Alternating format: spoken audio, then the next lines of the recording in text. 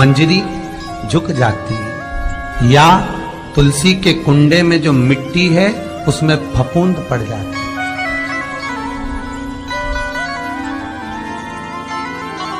कितना सुंदर बात कही है महाराज। तुलसी के क्यारे में, पद्म पुराण, तुलसी के क्यारे में जो हम जल डालते हैं, वो जल हमने जब डाला और वो जल अगर नीचे गिर रहा है, उसका भी दोष वर्णन है महाराज, उसका भी दोष हमारे शास्त्र में वर्णित किया गया। तुलसी के क्यारे में अगर जल डाल रहे हैं और वो जल जमीन पर बह रहा है, गिर रहा है, उसका भी दोष है। तुलसी के क्यारे में उतना ही जल दिया जाए जितनी मट्टी सोख ले, 2-4 8 बूंद पानी गिरे चल जाएगा। तुलसी के क्यारे में छिद्र रहता है, बूंद बूंद पानी टपक जाए वो चल जाएगा। पर तुमने तुलसी के क्यारे में जो जल भरा, लोटा भर भर के डाल दिया, और ऊपर से जो जल कुंडा भरा कर उलीच में से, अर्थात भराने के बाद जो नीचे गिर रहा है, वो दोषपूर्ण है महाराज, उसकी दोष था।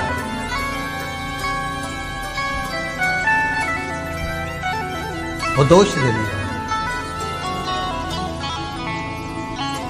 तो लक्ष्मी से माता पार्वती जी कह रही हैं कि दूसरा क्रम है घर में वैभव, लक्ष्मी, संपदा, प्रतिष्ठा, यश, आरोग्य को पाने के लिए तुलसी के क्यारे की आराधना, तुलसी के कुंड को नमन करना। तीसरा क्रम कहा, घर में चाहे नल लगा हो, चाहे आरओ का प्लांट लगा हो, पानी का, घर में छोटा छोटा आरओ प्लांट लगा लेते हैं, फिर भी घर के अंदर रसोई घर में एक छोटा सा मटका, मटका नहीं तो हंडा, हंडा नहीं तो बाल्टी, बाल्टी नहीं तो कलसा, पानी का भरा हुआ, जो नारी रखती है दूसरे दिन उस पानी को बाहर ढोल कर फिर वापस धोकर भर लेती है। मटका रोज धुलता है, हंडा रोज धुलता है, प्रतिदिन का। जितना जल उस पात्र में रहता है, भरता है, ऐसे ही घर में संपदा भरती। 3 क्रम।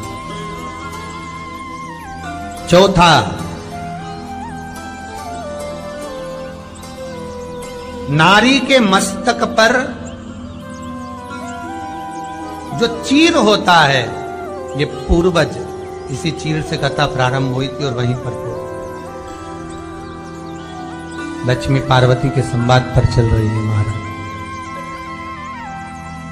मस्तक पर जो चीर होता है, मस्तक पर जो वस्त्र होता है, वो वस्त्र पूर्वजों का, पितरों का, कुल देवी देवताओं का आशीर्वाद। ईश्वर महादेव, जो व्यक्ति पथभ्रष्ट होता है, जैसे मदिरा के नशे में पड़ गया, कहीं जुए में पड़ गया, कहीं मांसाहार में पड़ गया, कहीं व्यसन में पड़ गया, कहीं गलत काम में अगर कोई जा रहा है, तो श्रम्भेश्वर महादेव के नाम से काली तिल भगवान शिव को समर्पित करी जाती है महाराज। काली तिल को वापस उठा कर ले आते हैं, उसी काली तिल को जो मदिरा का नशा करने वाला होता है या जो गलत व्यसन में डूबा हुआ होता है, उसको वो सुबह के समय अगर नहीं खाता तो भोजन के साथ उसको दिया जाए। श्रम्भेश्वर महादेव। एक बेलपत्री का भी बहुत अच्छा प्रयोग है श्रम्भेश्वर महादेव का, मदिरा पीने वालों के लिए, मांसाहार, व्यसन में, जुए में, वेश्यावृत्ति में, पर नारी में, गलत जगह पर जो डूबे रहते हैं उनके लिए। पहले की कथा में इसका वर्णन किया है बेलपत्री।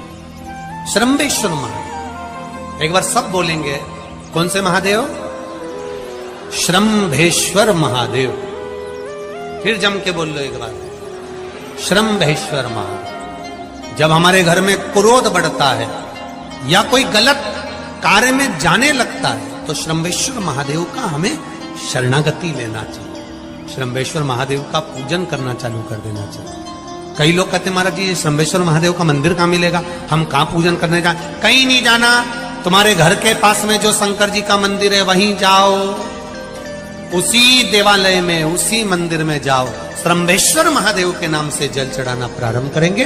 वो जल जो गलत संगत में पड़ा हुआ है उसका आचमन कराना प्रारंभ करेंगे, अपने आप उसकी धीरे धीरे बुद्धि सुधरना प्रारंभ हो जाएगी। ऐसा श्रम्भेश्वर महादेव का। कुछ स्थान हमारे यहाँ पर बड़े सुंदर सुंदर स्थान निश्चित किए गए हैं, जैसे कैंसर आदि के मरीज के लिए हम लोग पहले भी कहते हैं कि त्रिजुगी नारायण का जल बड़ा महत्व रखता है। जिसका शरीर या जिसको एक पत्र आया है कि किसी को मिर्गी का झटका आना चालू हो गया था। पत्र ढूंढेंगे तो समय थोड़ा लग जाएगा। जिसने लिखा है उसके स्मरण में होगा, जिसने भी लिखा होगा कि बीमारी के चलते चलते फिर मिर्गी आना चालू हो गई।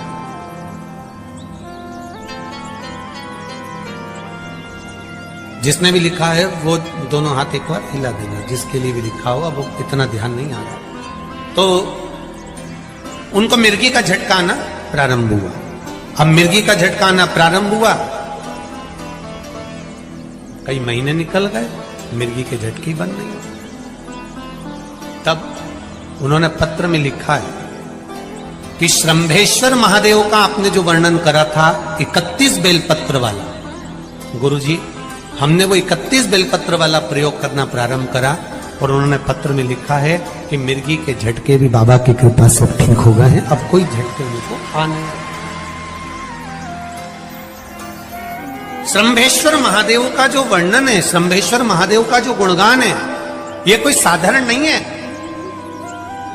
शिव महापुराण में भागवत के प्रहलाद चरित्र को लाकर रखा गया है केवल श्रम्भेश्वर महादेव के प्रागट्य के लिए। ऐसा श्रम्भेश्वर महादेव का गुण। एक बार फिर आप लोग भूल ना जाओ, उसके लिए एक बार फिर से बोल लो, कौन से महादेव? श्रम्भेश्वर महादेव। ये श्रम्भेश्वर महादेव जैसे कुंदकेश्वर महादेव। कुंदकेश्वर महादेव का क्या काम है? माता पार्वती ने बिदल उत्पल को मारने के लिए जो कुंदुक फेंका था, वो कुंदुक भगवान शंकर के पांव में जाकर गिरा था, तो शिव जी का नाम कुंदकेश्वर हो गया। जब हमारे यहाँ कोई दवाई नहीं लगती शरीर में, कोई कैंसर जैसा रोग हो गया, किडनी लीवर का रोग हो गया, या बीपी शुगर का रोग हो गया, शुगर लेवल में नहीं आ रही है, तो आप शंकर जी पे से जो बेलपत्र ला रहे हो कुंदकेश्वर महादेव के नाम से लाओ। दवाई खाओ, डॉक्टर को दिखाओ, सारी जांचें कराओ, डॉक्टर के अनुसार चलो, डॉक्टर जैसा बताए वैसा करो, पर उस दवाई को भी शिव जी से कहकर कि बाबा कुंदकेश्वर महादेव का नाम लेकर उस दवाई को भी हम कुंदकेश्वर महादेव का प्रसाद समझकर पाना प्रारंभ करो, धीरे धीरे आराम लगना प्रारंभ होगा। कुंदकेश्वर महादेव रोग मुक्ति के लिए होते हैं, और श्रम्भेश्वर महादेव बोलो बोलो जरा जन के व्यसन की समाप्ति के लिए होते हैं। शंकर, दुर्गा जी, सूर्य नारायण भगवान, भगवान नारायण और गणेश जी, बस ये पंचायत। और परिवार में कौन कौन होते हैं? पार्वती, कार्तिकेय, गणेश, शिव, नंदी, ये परिवार। शिव पंचायत में केवल 5, और शायद इसीलिए शिव महापुराण की कथा में जो पंचायत का महत्व कहा गया, उस पंचायत में सूर्य की भागीदारी जो कही गई है कि एक बीता आपके यहाँ अगर कहीं पर आपने शिवलिंग का दर्शन करा हो, कहीं चट्टे पड़ गए, कहीं शरीर में दाने पड़ गए, पूरा चेहरा बेकार हो गया, पूरा शरीर बेकार हो गया, तो क्यों कहते हैं कि एक बीता जब पानी बह जाए, उस बहे पानी को हाथ का लेपन कर कर शरीर पर लगा लिया जाता है, शरीर ठीक होने लगता है। सूर्य का भाग वहां से चालू हो गया।